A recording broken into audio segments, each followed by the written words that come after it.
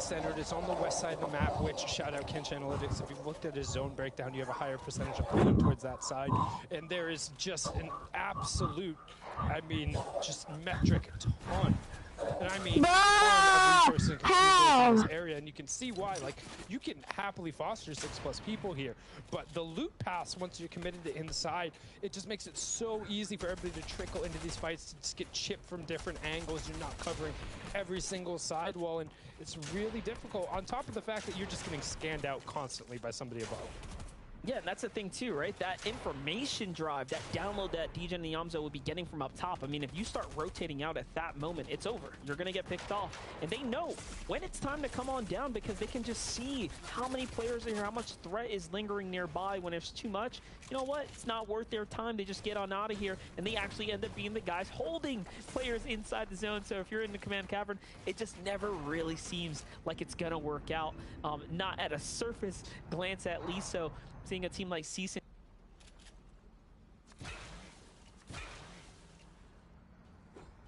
the bronze, you can see he is going to decide to go ahead and rotate on out the side there and continue to get his pace on here. But for Sineto, for 7W, I mean, they've already found a little bit of success here. 3 elims better than most. 3 elims, largely just being able to trickle into that fight a little bit later, but you can see Jathan Cash just on the outside trying to get some shots in immediately onto the wall. That sees it gets taken, and they're going to back up, try and find another angle, and they're going to be able to catch it. Cash gets caught, but then Sineto returns fire. Jathan ends up going down, and they're now trying to push through. Cash is running like he just got stolen from a bank, and he's in a robber's bag. He wants nothing to do with that fight. Sineto, 7W pick up their 4th elimination here in the cavern, and they're putting some points on the board. I mean, before this they had 9, now they're adding 12 to the tally here, 21 total. And if you're gonna get the ball rolling, here's a good way: kick it down a hill. Yeah, what's wild about this, Cash and Jath are doing pretty okay in the tournament, right? They're in that upper bubble, almost inside the top 15 there. So that's a big elimination, a big team to take out. It just seems like 7W and Sineto have really figured this out and started connecting the dots here. But the replays roll on, the music continues to play. Take a look at some of the other perspectives of the fights going down in the command cavern. Cash and Jath were also finding a bit of success here. This is why they wanted to stay around. But of course, you saw, like we just broadcasted over CH, 7W, they're doing just that as well. So it's like, you know, vehicle versus brick wall. You know, there's no tension. It's back and forth. It's a big collide there.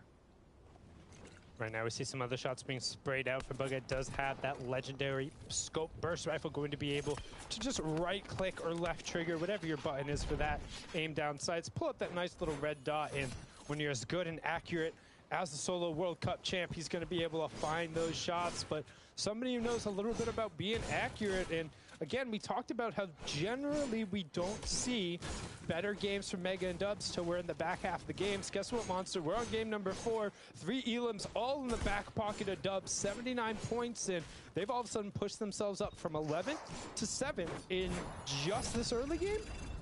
Huge. That's how close the standings are as well. It really gives us an idea of what those points are looking like, right? If you wanted to see what Dubs was doing, well, take a look here. It's the shotgun coming into play here. He's going to find mentality there. We're talking about how some of these newer folk, some of these newer players making it to this final stage might just be up for grabs against the vets, and that's what Dubs is really doing right now. He's finding some of the new blood out there, right? And claiming those elimination points. And think about it. As the stages develop on, as we get later into the tournament phase, right? The points change. The format right now and the way the points work out, eliminations are weighted so much more. And that's why we're seeing teams like Dubs now, 3 elims means so much. It jumped him up 4 full placement points. I was about to say, man, is Yamzo driving that car? Because, actually, yeah, Yamzo was driving that car, because he's 14. He definitely does not have his permit. Maybe 15 now, but either way, don't want him on the road, because that was a little sideways there. Make sure you do all of your driving lessons if you're out there, and if you already have your license, then be responsible and signal even if nobody's there. If you're making a turn, come on, we want everybody to get home safely. There are limited cars now on the island. You got to take good care of them. Nobody wants to be calling no sweat insurance and dealing with that. Right, as we hop back on board here, current leaders still holding on to their spot by just the point. Kanata and Agers, plenty of space. Yeah, haven't really earned anything, but neither has the team right behind them, right? Because otherwise they would have been overthrown. So a single elimination separating the two big wolves, the alpha dogs in the pack here. But for Aegis and Kanata, they're keeping a low profile. They're really taking their time and trying to decide how they can find their Storm Surge tags. They found themselves in, I think, a very peculiar situation. They're kind of isolated. You saw there for a brief moment the drone shot revealing there wasn't really anyone nearby them, and that's something you have to weigh in when you start picking your spots. If you're not very high up in a high position to look outwards, I mean, that's the kind of stuff that's going to backfire. But looking at the zone now, it is going to just edge out all the players from that are coming just out of that Chonker Speedway, and it does seem like it's going to play into a favorable position for them. Rise in threats, though, they have kind of fallen down a couple of places the last two games. They have a ways to go after dropping that first 10 elimination first game and having that first place spot. I mean, they've tasted success in the tournament so far. They're looking to recreate that magic.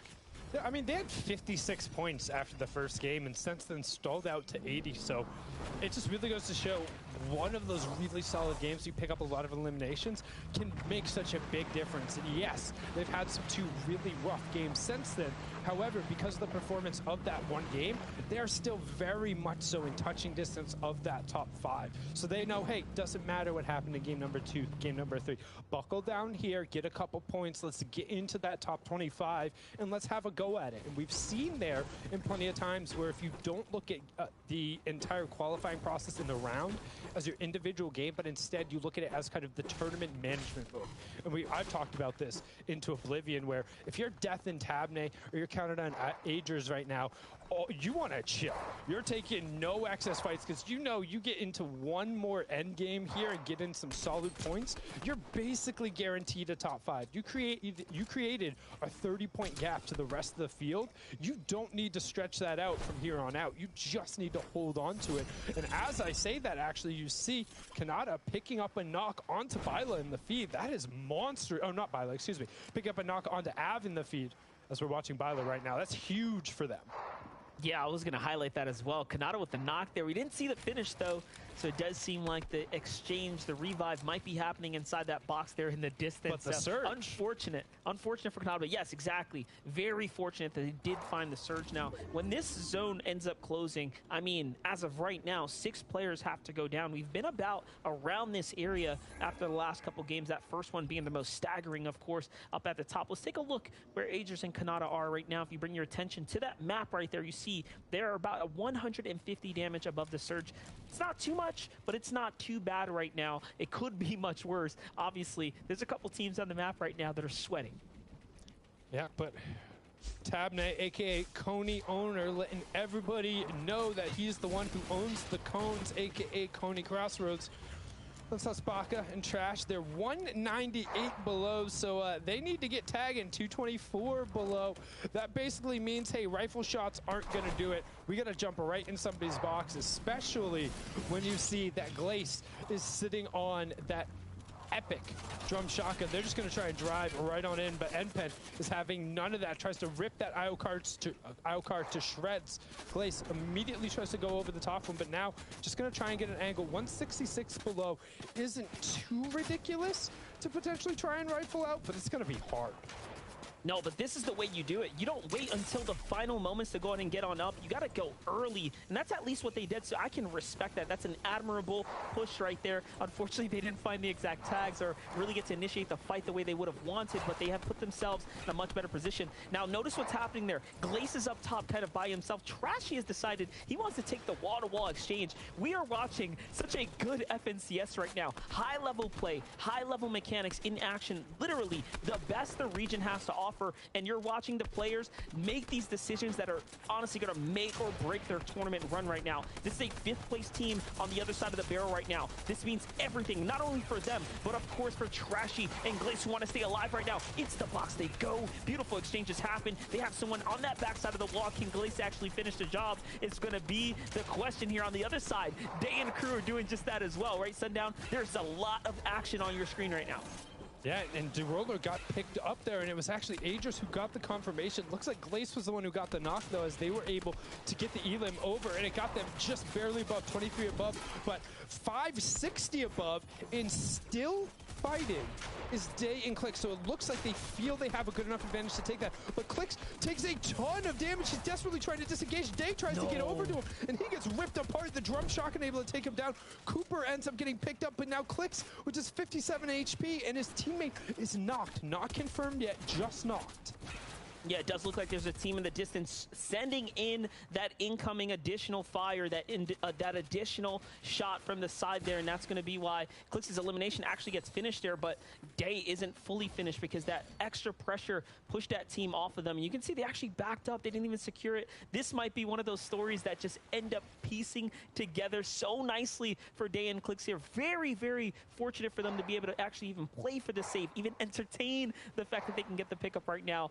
You don't see that very often. More often than not, this is done and wraps for a team that gets dropped in a fight like this. I mean, Clix even left. Clix left. Like, it just straight up, he left and then realized Day is probably just screaming at him, be like, hey, no one's near me. Hey, revive. Hey, they left. Teammate, Clix, help. Help. But they're able to double back down. And I think it's super beneficial that it wasn't the people they were actively fighting who ended up getting the knock, right? I'm pretty sure it was the teammate on the side, but they didn't want to commit to it because it seemed like they weren't necessarily tracking who was going on, or because that team ended up getting knocked immediately, it could have ended up being them, right? And then they got cleaned up. So the other team didn't have the info because they weren't tracking. Luckily, due to all the other action going on, but now we're going to swing on over. Peterbot and Byla still just holding on right around that 4th and 5th line. Yeah, they're doing a great job here, holding and maintaining position here. And they have, I mean, Trap and Flow in their sights. And the replay, though, take a look here as Nani and Cooper, this was that fight that we saw unfold, and how Day did get knocked there and then fully finished by the other team. So that's that limited little bit of information that was missing as to why Clix managed to survive and get away, and Day wasn't fully finished. So the story does end up piecing together, and you were spot on. Information is key in Fortnite. We all know it. Pros know it. I know when they review the VOD later on, they're going to see, oh, man, we could have gotten an extra one there. That could have been a difference. And we'll see how much that actually weighs in, right? How that factors in as the day goes on. As Day will keep going on here, both in this game and in terms of the number of the matches playing. We are in match number 4, and some great lineup coming from Trashies there. Opens up, headshot, body shot. Duke picks up another confirmation there on to Mars. It looks like Crumble was able to just trade out a little bit of damage here, but we're moving pretty, I honestly, like, we've talked about these awkward zones, and this isn't one that would normally kind of come up on the list. You're like, oh, this is a pretty mild area, but there's so many little hills that have that just concave entrance. You're not able to really build on as you fall off of them, that when players really start to invest their builds ahead of time, they're able to just make it a nightmare to rotate through the area. But speaking of a nightmare rotation right now, Glace with a great bead on the nets, trying to deny him re-entry to the zone. Yeah, you know what? That's a team that absolutely needed. I mean, you saw why Glace even found themselves in that position. They took their vehicle, they threw it all on the line, they barreled into the team that was in 5th place just to secure some Storm Surge tags. So these little exchanges you're seeing them pick up right now, that's how important it is to have a key position on the map, and more importantly, how much it means to a team like that that absolutely needed it. For Coney and Elite's depth, they've managed to find their way up to 2nd place just off of their raw eliminations and consistency with placement thus far, and they are still trying to do just that there. This rotation, though, stopped very short. It's going to cost them a lot of material here. Take a look as Tahi tries to skate his way around the sides there, taking advantage of the additional battle and chaos, the distraction there, if you will. The threats in Rise, though, we know what's on the line for them, right? It's kind of coming up to that glory point that there were in game number 1. This game looking a little bit better for them. Let's take a look at this highlight, though. Clix able to find the tag we saw in the zone with the angle going through there. Clix actually being the benefactor of the player being held. So from a position where Day was knocked, they're going to get a nice little refresh there, and that's going to put them in a good spot if they're able to just kind of pinch around into this 4th zone. Don't forget, we will have our half in, half out after this. Storm Surge will also be turning on in 40 seconds. That's 25 damage every 10 seconds coming out and pressuring onto the opponent. So they're going to be able to get plenty of damage down, but with 412 above, they're not worried about it. Check the bottom left, 467 above. Check the bottom right, 186 above. So none of these duos are going to be pressured. However, 8 duos will, and that's coming in just 15 seconds. These are some of our more important standing teams right now. You can see DJen and Niamzo still rocking that 4th place position. Now, take out your notepad here and pay attention to how the rotate is going to have to work out. This lobby is very evenly dispersed across the map. There is not going to be a single location that's going to get it for free by any means. And look, tons of the lobby is going to have to move here. Now, Niamzo and DJ have managed to save the vehicle, but not only that, it is 100% health. It is fully in the business right now for this rotate. They're not going to have a single problem. That's honestly the most ideal position to be in. So I'm not worried about them. Who I am worried about is Peterbot. It's Byla, who are in 4th place right now. Storm Surge has already done its work. It's done its course onto them, and they are feeling the pressure of having zone land on top of them. They can't actually move to battle. They need to wait until people actually expose themselves to them. And luckily that is happening, and Peterbot has some fantastic rifle aim. You can see them just barely right-hand peeking, just kind of jiggle peeking that corner on the left-hand side. NPen just out-healed the Storm Surge, knowing that players would have to make a tough rotate. But Monster, we talk about players having to make a tough rotate. Nobody's moved. Everybody's looking to go late, and that just means it's this awkward zone I talked about. If you go early in this zone, you're just going to be completely covered. So everybody, well, almost everybody resorting to pads on the rotation as Agers and Kanata, they find the straightaway straight down the Autobahn. They're good right into the 5th zone, and honestly, they could box up that whip if they really wanted to, but it looks like it might have taken a little bit too much damage. Instead, they're going to leave it. Top right-hand corner of that wide on your left-hand side. You can see Tabney and Death take to the sky right now. They're going to get their rotation off. Yeah, Kanata and Agers riding in style there. That rusty whiplash coming in, you know, coming into effect. It's had its years on the field, and it ends up working out for them. Byla and Peterbot are still on the move right there. You can see them in 3rd place, now starting to slide and edge their way on up to the top here. But Agers and Kanata have managed to continue to maintain their #1 spot here. With their 2 eliminations, they're really starting to break open this gap. Where are the opponents that are on their trails? You can see that Peterbot and Byla are just up above, looking down. One of the only teams deciding to actually position up top and go for a vision play, go for a potential high ground. We saw who was it in the past. Kanata and Agers trying to play for high ground, really taking it back to the old trusty style of high ground play. But you have a team like DJen and Niamzo as well, who are no strangers to playing for these dominant positions. And it does seem like they're going to go for just that, but it can cost them. They don't have that many materials, right? I want to see how many are in DJen's loadout before I end up agreeing with that, because Niamzo's pretty healthy in that regard. However, DJen is the one who generally will do a lot of the early building. It's down to 85 builds, so not awful, but not great. More worried about that Storm Surge number. Given their position on the map, they're going to have to take to the zone and take to the sky a little bit early. They don't have the opportunity to shoot as they're rotating. Now we're going to swing on over. Agers, Kanata, looking for a little bit of space. Good job by Kanata to make sure he held that wall. Agers didn't necessarily believe it, but it came out in time, so no damage leaking through here. The real question is, who ends up on height when all is said and done? And can NPen make it any farther right now with just 56 HP, 3 builds, and not a whole lot else? There's no shot. 400 below the surge right now. It's not looking good for him. A team that I did see leading this rotate right there was Dubs and Mega. And in the corner of my eye, I just spotted them as well. Right below to the left-hand side of NPen. NPen looking for anyone. That's a day knocked body there and fully finished too. So that means Clix is by himself now in this end game. Taking a look at the feed. AV's going to fall. What can AV do? Nothing much for NPen. He gets fully finished there.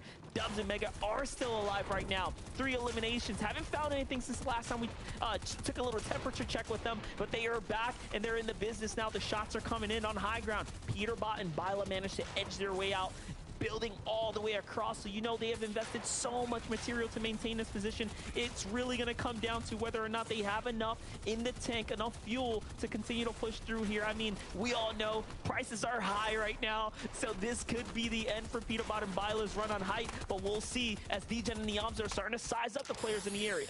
Clix has picked up a 3rd elimination so far as a solo on that low ground. We see Death back in the zone, trying to hit the med miss, running around in circle, trying to wait. Tabney ends up going down, make sure he gets the recycled builds. Now he has to take a straight line. He goes through, trying to catch off Clix, knows that's a solo, but the sprint ends up going through. Currently our 2nd place duo, still trying to occupy a little bit of space, but you can see Agers, Kanata just below him. Death picks up the elim on the Clix. That's the full confirm, and the placement point coming through. That's a nice little +4. As Tragix also gets me too, we hop on board. Back here with Death with only 8 builds left. He's managed to slide his way into first place by pure resilience, staying alive, finding eliminations, and now he's doing it by himself. Down to 6 builds. This is where it's make or break for a player like him, but he does have this zone favoring back up onto this little bit of elevation. Now, the lower it goes, though, the harder it's going to be for him because he does not have materials to climb back up. For a player like Liveº, though, he has just a little bit to work with, and he's got a win condition, right? He can actually sit out a little bit into the storm, more so than some of the other players that we've currently touched base with, just like what Def is doing right now. Just trying to wait, bide his time as players start to fall. He's racking up points little by little. That's a solo in front of him. You saw what he did to Clicks. Can he find another? That's it. He's out of material now. It's all or nothing here. 6 elims for him so far, but Def doing what he does individually. Mega picks up another one. Iamzo gets Jock on the other side, but Illis returns the favor, and he knocks Degen, and everything is coming up. Death's shoe right now. 126 and a brilliant swap. That is why you run the striker in that circumstance. A huge first shot, and he got a med miss out of it. That was brilliant, but Peterbot and Byla still working down the right-hand side. Don't forget, in the backside of the zone, you still have Bugha up on his feet. Lots of solos running around, but one's going to get dropped, and that's Bugha actually taking out Illis. Death trying to find a little room, but he gets taken down, not before a top 7. And this is a chaotic endgame resolving here in match number 4, as Kanata picks up another pair. And look at Iamzo here trying to play for a little bit of high ground as well, but he's pinched between all kinds of players right now. The shots are going through the builds because he wants to escape, but he cannot. He gets shut down. Peterbot and Byla managed to find themselves a little bit of a refresher to keep them in the game. And I can't believe Agers is still alive down low. Remember, they are still up. They're in second place because the shots that have been exchanged. Here comes Kanata's perspective. Can he find a big one? It's against the Vets. Dubs and Mega. Shut down. Dubs and Mega find a little bit more, but Peterbot and Byla close out.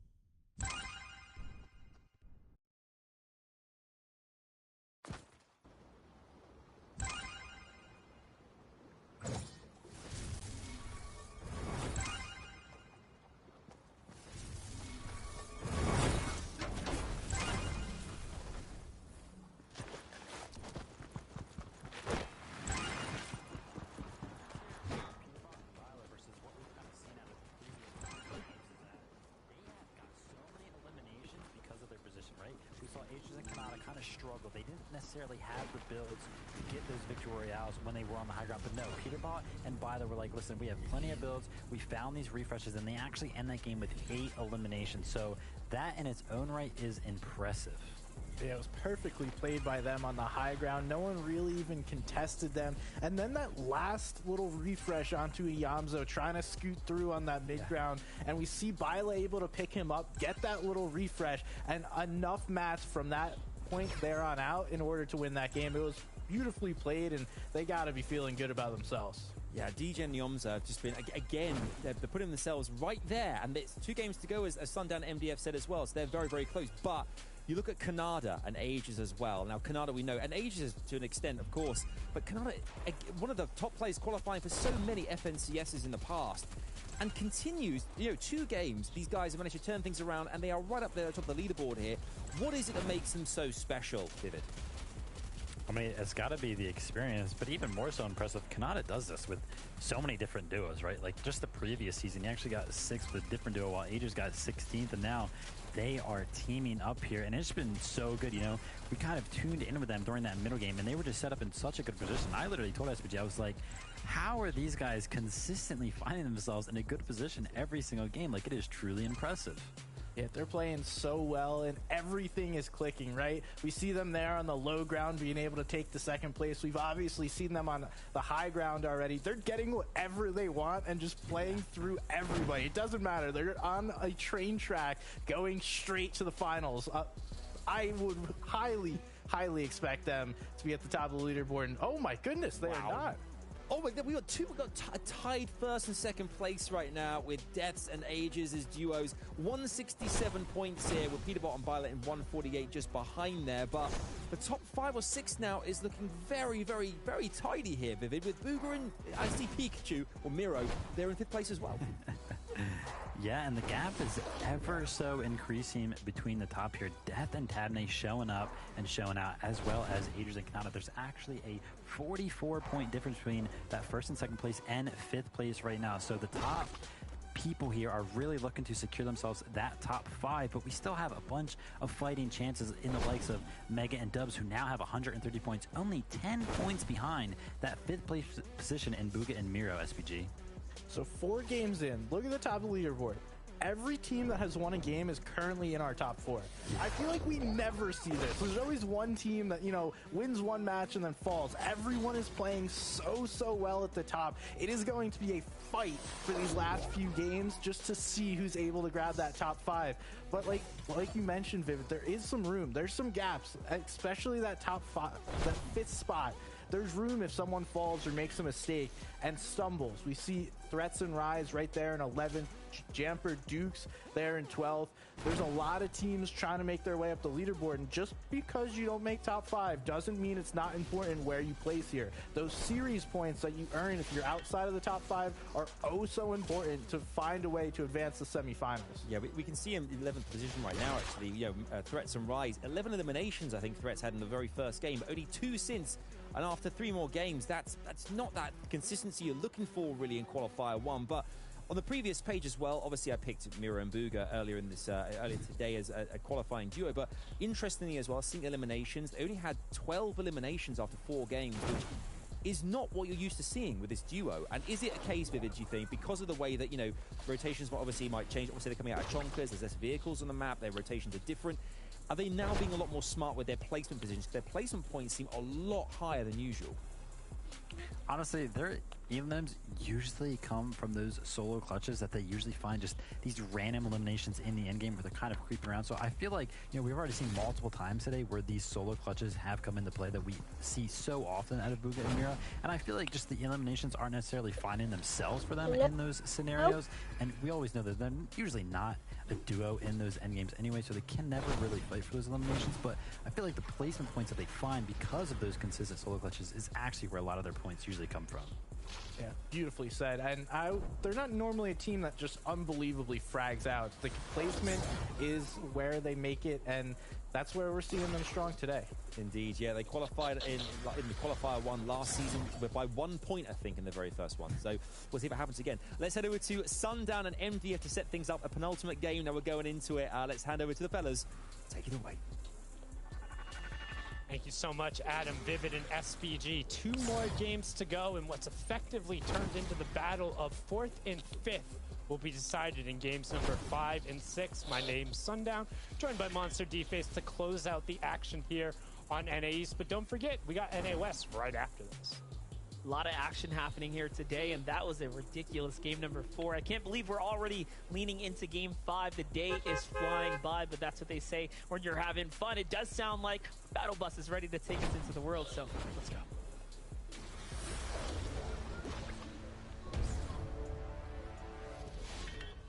On to the island we go 2 more times, and looking at the board, the top 3, they're pretty secure. They're tucked into bed right now. All they got to do is read the story, drink the warm glass of milk, and then we'll be seeing them in the finals, or yes, straight to the finals there.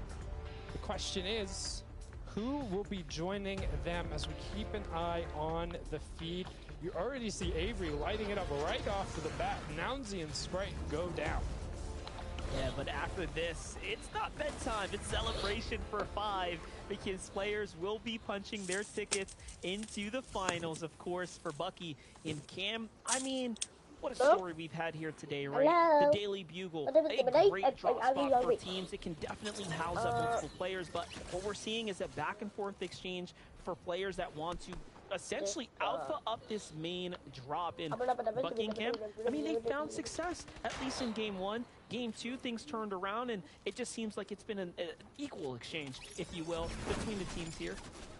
And Bucky looks to take a beat on a player there, but it almost felt like he should have had out that legendary burst rifle in that circumstance. Would have been able to chain a couple shots, trying to pick off Noxy, knowing he's already had a couple in there.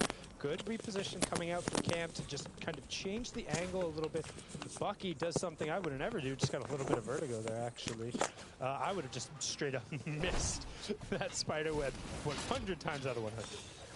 Yeah, definitely. You start looking down and you think to yourself, hey, man, can I really make this? But Bucky, Cam, I mean, listen, they're professional players. We'll leave the decision-making up to them inside the Fortnite world. But look at the standoff here, right? They get a couple tags. This is honestly more so an okay position to be in. You get some trades here, and do you have to finish it? Not exactly. If you can get enough loot to go ahead and rotate out, you should do just that. But it has seemed like, you know, maybe Pride, maybe Ego has decided that they wanted to stay here round after round and finish it up. For Avery and Muzz, though, Command Cavern, you can see how the action's been unfolding here. It has been quite the day at Command Cavern. Every round, you don't really know who's going to be walking away successful there, because it's been such a fast-paced game here. And look at Avery. He's got 3 elimination. Muzz doesn't have any, but they're still working with each other. Also, we talked about kind of that drum shotgun last season being so effective in the early game. Well, you add in that plus the additional buffs it just received, and Avery going to work there and using the siphon very effectively as well, making sure he's aiming at the right opponents here. You can see them adding on a nice little 12 points to the total, 9 points to the total, so I feel good about that coming into the match with only 33, and really just looking for some confidence building. The top 5 pretty much out of range for them unless they were able to win back-to-back games with some big eliminations, which Muzz and Avery are very capable of. But don't forget, just because you don't get top 5 doesn't mean you aren't playing for anything. Plenty of series points on the line, and some teams will still be able to go through from that semifinals route. So still plenty to play for. That is absolutely true. There is so much to play for. You want to get as many series points as possible. I mean, you're not guaranteed to make it week to week, right? So you really do have to take advantage of these moments that you get here in the FNCS finals stages as you start to make your way through week to week. For Byla and Peterbot, they have done such an exceptional job. I mean, tying up for that top spot there is something impressive. They are just so close to the finish line. They've managed to pick up such a lead too, right? Like over like 3rd and 4th and 5th. They've really started to distance themselves from the rest of the pack. For Trap and Flow, they're trying to catch up to those players up at the top right now. You got to be around that 100-point threshold in order to get into that conversation. But they're going against the Dubs and Mega, players who have made every end game that we've tuned in with so far, only missing 1 out of the 5 games so far. So, I mean, we're talking about a team that's consistent right now. They're on it. And Chop coming out from Dubs. They're trying to make a push towards the very top of this table. We talked about it, just chaining together good games, getting aggressive, working together. But Trap killed, honestly, I am very impressed. He's had the movement, not just the movement, tossing SH in front of it, because he is making people miss. He is hitting shots. He's playing this 1v2 like he's a part of the 2, and he's chasing down a 1 right now. He's got Mega and Dubs backed into a box on top of a shield keg, even with Noxy and Easy K trying to rotate out from that bugle fight. They were the ones who were buckled down by Bucky and Cam. They're trying to get a part of this, and all of a sudden, what should have been an easy cleanup elimination for Dubs and Mega, Trapkill fights his way out of defensively fantastically, but Monster, they're still going, and so is the other team. Everyone's closing in on this. This could be a huge fight. Yeah, players are starting to look at this fight and say, hey, how can we get a piece of this action? But one thing we know about Dubs and Mega is they will not give up. Their communication lines are very much precise. This honestly probably came down to a bit of a misplay and not necessarily connecting with the tags and the shots here. You give them this 3rd chance, and this should be enough. You know, we're talking about hitters that don't miss, and they're up within a 5th place spot right now. So they really have been consistent today. At this point, it's a matter of time, but Trap has done an exceptional job staying alive thus far. Another beautiful tag from Trap there. Dubs should know better taking that left camera peek. It's almost textbook at this moment right now. Him and Mega need to get hip to hip. If they want to keep pushing this 2v1, they need to actually go as 2, because Trapkill has shown that, hey, 1v1, he can back off any of these players. He did it to Mega at the start. He did it to Dubs again. Now they've invested 2 shield kegs into trying to clean up this single player. This is very well played from Trapkill. It really is a lot. 2 shield kegs are so much this late into the early game. And I say late because, guys, as this zone starts to close, I mean, we're looking at a map that's going to get looted so fast. You're really going to begin running out of opportunities to find loot. And yeah, they just decide, hey, man, you know what? Hats off to him. This is a respectful disengage. They have too much on the line for Clix and Dado. They are on a much different pace, and it's the same story, though. It's a 2v2 fight instead here. They're trying to find their first elimination into the box. They go Clix with a beautiful piece control. Oh, my. He just straight boxed up Golden right there.